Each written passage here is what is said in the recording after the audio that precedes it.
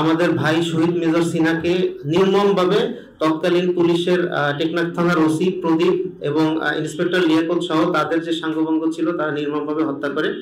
এরপরে তার বোন হচ্ছে এক বাদী হয়ে একটা মামলা করে এবং প্রায় দীর্ঘ 18 মাস পরে অনেক বাধা বিপত্তি, তৎকালীন যে ফ্যাসিস্ট আওয়ামী লীগ সরকার ছিল, যেহেতু ওসি প্রদীপ ফ্যাসিস্টদের অন্যতম দোসরদের একজন ছিল এবং আরো অনেকে ছিল সাথে, তো ফ্যাসিস্ট আওয়ামী লীগ সরকারের আমলে অনেক বাধা বিপত্তি পার হয়ে প্রায় হচ্ছে আপনি জানেন যে 2023 সালের জানুয়ারির 31 তারিখে প্রায় 18 মাস পরে 18 মাস পরে আপনার ওসি প্রদীপ এবং লিয়াকত সহ দুইজনের ফাঁসির আদেশ হয় এবং আরো 6 জনের যাবজ্জীবন হয় এবং ওই মামলায় 7 জনকে বেকসুর খালাস দেওয়া হয়।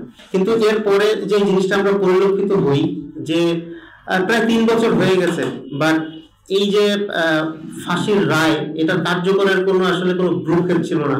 তো এরপরে আমরা যখন গত 5ই আগস্ট যখন হচ্ছে একটা বিপ্লবের মাধ্যমে এই দেশ আমরা যেটাকে বাংলাদেশ 2.0 বলি যে স্বাধীন হয়েছিল, সেই বিপ্লব পরবর্তী সময়েও 8 মাস পার হয়ে গেছে, বাট আমরা কিন্তু ওই রকমের কোনো পদক্ষেপ মেজর সিনহার হত্যাকাণ্ডের যে ফাঁসির দণ্ডাদেশ এটা কার্যকর করার কোনো পদক্ষেপ আমরা দেখতে পাই নাই। আমরা পার্সোনালি হচ্ছে অ্যাটর্নি জেনারেল থেকে শুরু করে সর্বোচ্চ পর্যায়ে হচ্ছে যোগাযোগ করেছি এবং তাদের বোঝানোর চেষ্টা করেছি, অনেকভাবে কথা বলেছি। তো তারা প্রথম দিকে বলেছিল যে এটা হচ্ছে আগামী 4 মাসের মধ্যে শেষ করে ফেলবে। এখানে আমাদের যে সদস্য সচিব লেফটেন্যান্ট সাইফুল্লাহ ছিল উনিও পার্সোনালি যোগাযোগ করেছে, বাট এখন পর্যন্ত হয় নাই। তো যাই হোক, গত 23 তারিখে এটা ডেট রেফারেন্স হচ্ছে উঠেছে অ্যাপ্লাইড ডিভিশনে।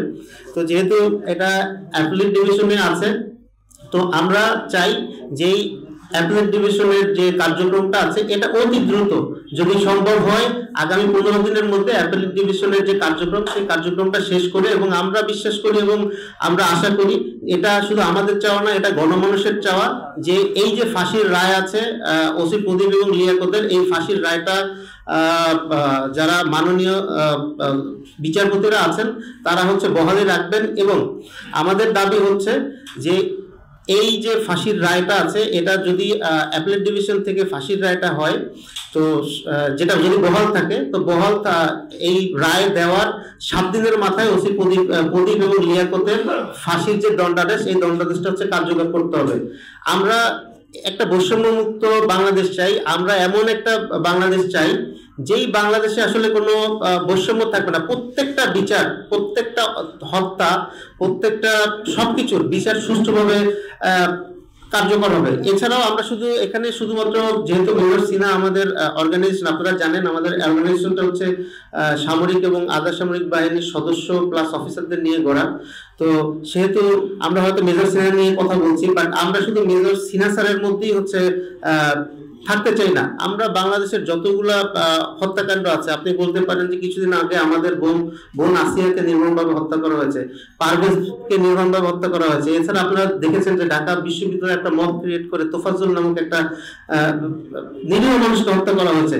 এই প্রত্যেকটা হত্যাকাণ্ডের নিন্দা আমাদের পক্ষ থেকে জানাই। শুধু নিন্দাই না, আমরা আপনাদের বলতে চাই যে প্রত্যেকটা হত্যাকাণ্ডের যে বিচারিক প্রক্রিয়া চলমান আছে সেই বিচারিক প্রক্রিয়ায় আমাদের চোখ রয়েছে এবং আমরা চেষ্টা করব আমাদের অ্যাসোসিয়েশনের পক্ষ থেকে প্রত্যেকটা হত্যাকাণ্ডে যাতে সর্বোচ্চ শাস্তি হচ্ছে দেয় সেই দাবি এবং চেষ্টা আমাদের অর্গানাইজেশনের পক্ষ থেকে থাকবে। এছাড়া আমরা একটা জিনিস বলতে চাই যে এই 24 পরবর্তী বাংলাদেশে ইন্টেরিয়র গভর্নমেন্ট যেটা আছে ওনাদের কার্যক্রম অনেক প্রশংসিত, তারা অনেক ক্ষেত্রে অনেক ভালো কাজ করছে যেটা জনগণের কাছে অ্যাকসেপ্টেড। বাট একটা জায়গায় আমরা বেশ দুর্বলতা পরিলক্ষিত হচ্ছি, সেটা হচ্ছে আইন এবং সংসদ বিষয়ক আইন মন্ত্রণালয় যেটাকে আমরা বলি, যেটার উপদেষ্টা হচ্ছে ডক্টর আসিফ নজরুল। আমরা আপনাদের মাধ্যমে ওনাকে সাবধান করতে চাই যে আপনি সাবধান হয়ে যান। দেশের জনগণ যেমন হাসিনাকে টেনে নামাইছে, আপনার গদিও কিন্তু ঠিক থাকবে না। সো ডক্টর আসিফ নজরুল আপনি সাবধান হয়ে যান, আপনার কার্যক্রমটা আপনি ঠিক করেন। আপনি কোন দেশের রেসপন্সারি করবেন, দেশের বিপক্ষে আপনি কাজ করবেন, সেটা কিন্তু হবে না। আপনার একটা ভাই কিন্তু সীমান্তে দাঁড়ায় দাঁড়ায় পাহারা দিচ্ছে, তারা কিন্তু কন্টিনিউ পেট্রোল করতেছে, তারা আপনাদের ভালোবাসা থেকেই কিন্তু একটা মানুষ সশস্ত্র বাহিনীতে যায়। সো যারা এই কাজটা করতেছে আপনাদের কাছে রিকোয়েস্ট ভাই, সশস্ত্র বাহিনীকে হচ্ছে জনগণের মুখোমুখি দাঁড় করাবেন না। সশস্ত্র বাহিনী এবং জনগণ একে অপরের পরিপূরক হয়, কারণ সশস্ত্র বাহিনীকে যদি আপনারা ভালোবাসেন তাহলে সশস্ত্র বাহিনী থাকলে দেশের সার্বভৌমত্ব থাকবে, সশস্ত্র বাহিনী না থাকলে তো দেশের সার্বভৌমত্ব থাকবে না। এটা সার্বভৌমত্বের রক্ষক সশস্ত্র বাহিনী। তো আপনাদের একটা জিনিস বলবো, সশস্ত্র বাহিনীকে নিয়ে যে উল্টাপাল্টা কথা বলা বন্ধ করেন, কারণ ভিতরে যারা আছে তাদের যদি মনোবলটা ভেঙে যায় সেক্ষেত্রে দেখা যাবে কাজের কিন্তু তারা স্পিড পাবে না। আর এই জিনিসটাই ঘোর শত্রু, বাংলাদেশের যারা শত্রু আছে, আপনি পার্শ্ববর্তী দেশ যারা আছে তারা কিন্তু এটাই চাচ্ছে, যাতে সশস্ত্র বাহিনীর মনোবল ভাঙা যায়, এবং তাহলেই তারা হচ্ছে এই দেশের সার্বভৌমত্বকে একটা প্রশ্নবিদ্ধ করতে পারবে এবং সার্বভৌমত্ব টিকে থাকতে পারবে না। তাই সবার কাছে উদ্দেশ্য, আপনারা যারা প্রিন্ট মিডিয়ার কাছেও আছেন, সেনাবাহিনীকে আসলে নেগেট করে উপস্থাপন করা এটার কোনো যুক্তিকতা নাই। যদি কোথাও কোনো ভুল থাকে, কোনো স্পেসিফিক ব্যক্তি ভুল করে থাকে, তার বিপক্ষে কথা বলেন, তাকে আপনারা আইনের আওতায় আনার জন্য সর্বোচ্চ চাপ প্রয়োগ করেন। কিন্তু সমগ্র সেনাবাহিনী বা সামগ্রিক সশস্ত্র বাহিনী কখনোই খারাপ না, এটা দেশ এবং সার্বভৌমত্বের প্রতীক। এইটা যেখানে আছে, তার সম্মান যেখানে ছিল, আপনারা আশা করি সেই সম্মানটাই দিবেন। দেশের জনগণ আগেও তাকে ভালোবাসছে, এখনো ভালোবাসছে, কারণ আমরা বিশ্বাস করি এই 5th আগস্টের যে বিপ্লব, এই বিপ্লব সশস্ত্র বাহিনীর সহযোগিতা ছাড়া এত তাড়াতাড়ি পাওয়া সম্ভব ছিল না। হয়তো আরো অনেক রক্ত ঝরত, আরো অনেক প্রাণ যেত এবং আরো অনেক সময় লাগতো। ধন্যবাদ।